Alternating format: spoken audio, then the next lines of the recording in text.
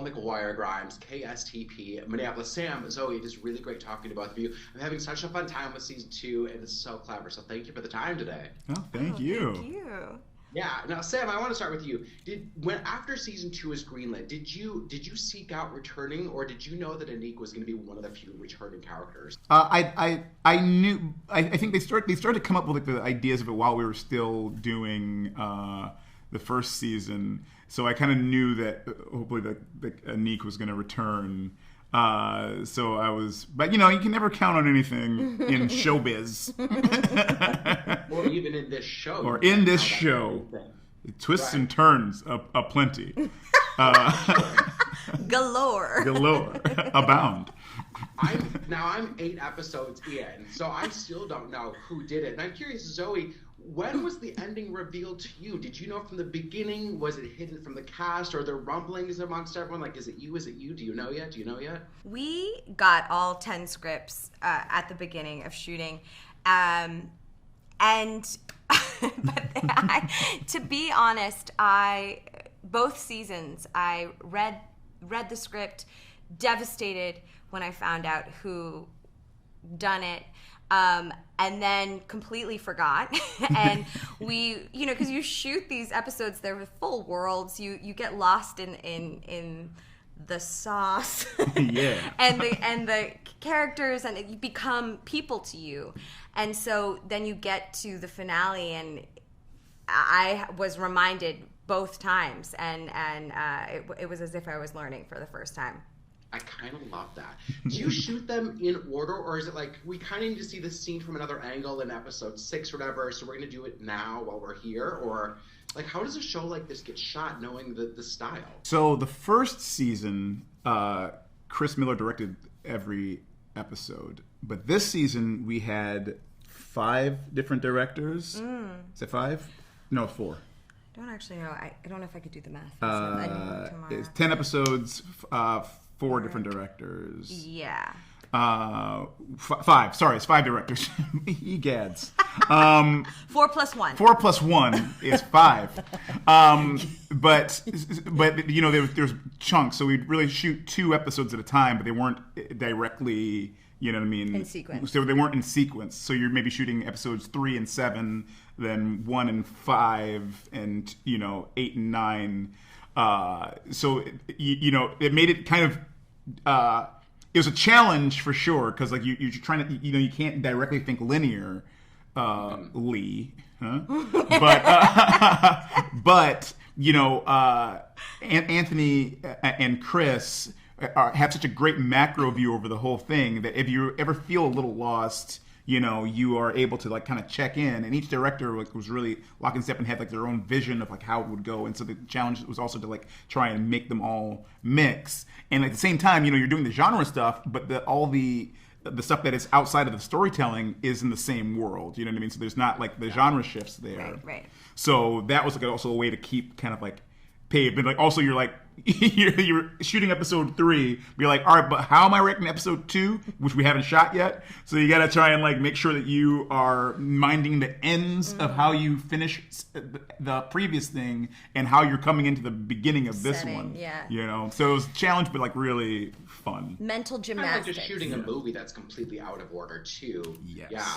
I'm curious, when you get cast in a murder mystery, do you secretly hope that you are the killer, or that you want to then solve the case? Zoe, what are your thoughts on that? Gotta think really hard about this one. How much time do we have? I honestly, I like not being able to choose. Yeah. I do. Spoken like a true murderer. Interesting. I love a good villain. I really do. I love a baddie. But I also ride for detectives. Yeah.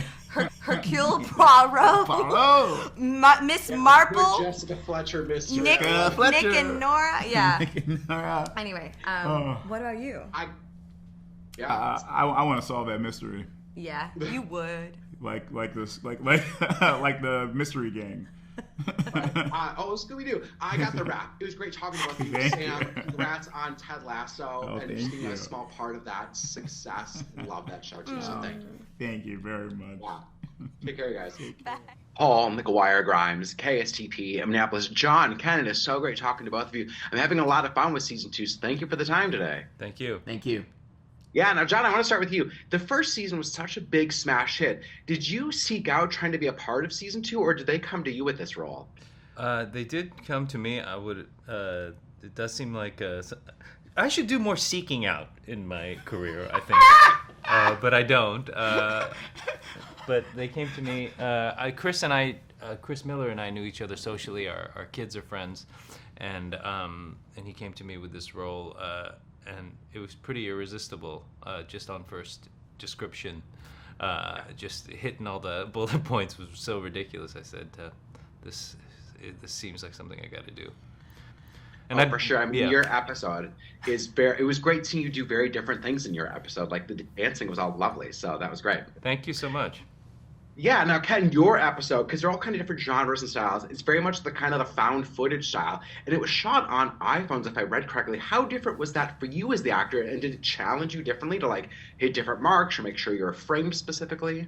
There is a freedom to do it with found footage in terms of performance, because I think you can kind of find that emotion, and then honestly, the way if they're shooting it very closely, and again, shout out to the amazing camera crew, because they're doing all the different genres every day, sometimes multiple genres on the same day, and what they're doing, there's that trust on found footage. Their whole goal is to capture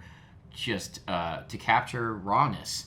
If you're feeling raw, chances are it will be caught. So that was very liberating. It was also had its own challenges, because if you're doing something, everything in camera terms is kind of a oneer. So you have to, if you're entering in, going here, drinking some coffee and walking back, and if I messed up, which I often did, and I would just have to do everything over again, even if I nailed the important part, because it's found footage. You're literally just documenting something. So yeah. I'm curious, when you got your scripts, were you secretly hoping, without giving anything away, that you were the killer, or did you want to help solve the crime? I just wanted to be a part of it in any capacity, because season 1 is my favorite. Season 1 of the Afterparty, my favorite show last year, for real. And so for me to be a part of it was just it's surreal. And any part I would have honestly would have had in this, no matter how small, I would have loved to have done it. I think my preference is to be the victim, so that you can spend a lot of time laying down. Yeah, I mean, we like to sleep, and it's so nice just, what do you do for a living? Well, I sit, I lay on the curb with a chalk outline around my body. Who in the cast would you most want to solve a murder mystery with? I want to solve a murder mystery with? Like, if there was some real-life murder mystery and they came to you and like, John Cho, we need you to solve this, who in your cast would you trust the most to solve it with? I'm going to go with Ken, because he's a doctor, and I feel like a lot of, getting down to how this person expired, he might be a great person to consult with. But emotionally speaking, he's the wrong temperament. He's quick to judge. He's impatient. He's easily distracted. If I threw a quarter down here and he saw the sparkle of the quarter, a sparkle of light on the quarter, he couldn't hold the conversation. Yeah, it'll be like this: the victim's saliva, silver dollar. Squirrel. Yeah, squirrel. Oh my God, I love it. I got the rap. John, Ken, it was great talking about you today. Thank you so much for the time. Congrats on season 2. It's great. Thank you.